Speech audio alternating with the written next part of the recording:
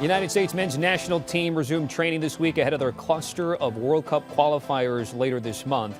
Home against El Salvador, at Canada, then at home for Honduras, looming in a couple of weeks. And while the European-based contingency is in mid-season doing its thing, the MLS guys are in Phoenix this week looking to build upon what they worked on last month.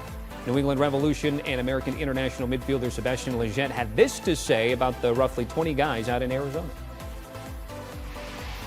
The schedule isn't technically in our favor, but I think thankfully we have sort of this time to regroup, at least with a short amount of guys, to for fitness levels and just to get back in the hang of things. So we do have this time to kind of catch up to speed to the guys who are already kind of playing in season, and it's unfortunate that the schedule just doesn't line up with the same as Europe, but it's just another obstacle that we kind of us as the domesticated guys we just got to deal with. Weston McKennie, one of those guys playing overseas. We're of course the home of Serie A. McKennie scoring for Juventus against Inter in the Italian Supercoppa, but it came in a loss. However, for McKennie, his first club goal since October, his last in any competition, actually came for the U.S. against Mexico in World Cup qualifying. So you got some moves, right? Daryl Dike going to England, Ricardo Pepi signing with FC Augsburg in the German Bundesliga, two most promising young strikers there. You see the notes for them. As far as Dike is concerned, ambitions have only grown stronger, which includes now his place with the West Brom. Oh, it's officially 2022 because I've got both of my guys back, the gaffer Thomas Rongen and the host of the Que Golazo podcast, Luis Miguel Echegaray. So, guys, I laid out the men's national team, their calendar as it stands, a couple weeks away. Luis, I'll start with you. Where do you want to go in terms of how we see and view this current team at the moment?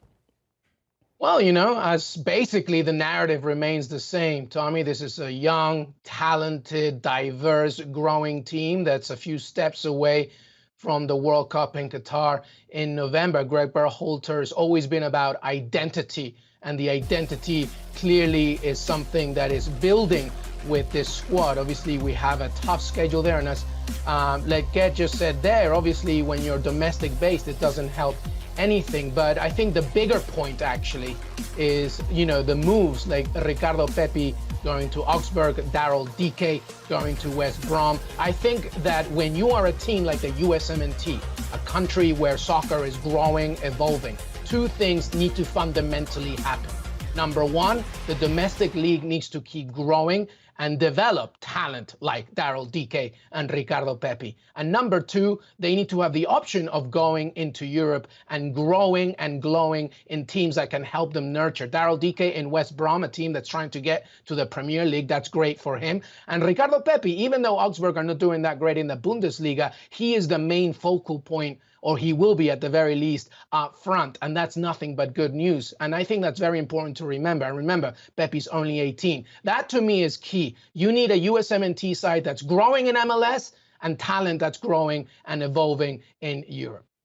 Yeah, and the talent is just evolving in Europe. We just saw Weston McKennie, obviously. We saw Pepi with the goal. He scored quite a few at a young age for this national team. But for Greg Berhalter, this camp is very important for several reasons. One, and Sebastian Lletget just said that as well. He said, match fitness. We're in the off-season in MLS. Huge for Turner. Huge for Zimmerman, and in particular Robinson, who probably starts in that first game against El Salvador to get match fitness. They played three not inter-squad games, behind closed-door games leading up to this World Cup qualifier, which again are three as well. And in this camp, I spoke to Greg Berhalter yesterday, I'd start to identify position-specific players. Where do we lack in depth and quality? It's on the left side. Destas played there as well. It's Anthony Robinson's to take. He's the starter right now. Then you got Bello from Atlanta United, but a guy that really made some headway, that turned not only the MLS season, the left fullback of the New England Revolution. By the way, a teammate of Sebastian Lletget, DeJuan Jones, who's been absolutely brilliant, aggressive up and down, a good tackler of the ball, more passes. There you can see 3 goals, by the way, and 5 assists on the year in this 2021 breakout year for this left back of New England that went away with the Supporters' Shield title, and a guy that Berhalter is very, very high on. Is he going to make the roster for this qualifying phase? Maybe not. But is he a guy that he looks for in the future? Without a doubt. And as I said again, He can now finally say, this is my core group, one other player that's important, and I can look at particular players in positions where we have a need. And that's right now, Jones is filling that need on the left side. All right, that 3-game stretch starts on the 27th. Do you want a sports network that delivers everything that matters about the game? The highlights, the picks, the instant analysis, no yelling, no fake debates, no politics. Hit the subscribe button and never miss a moment.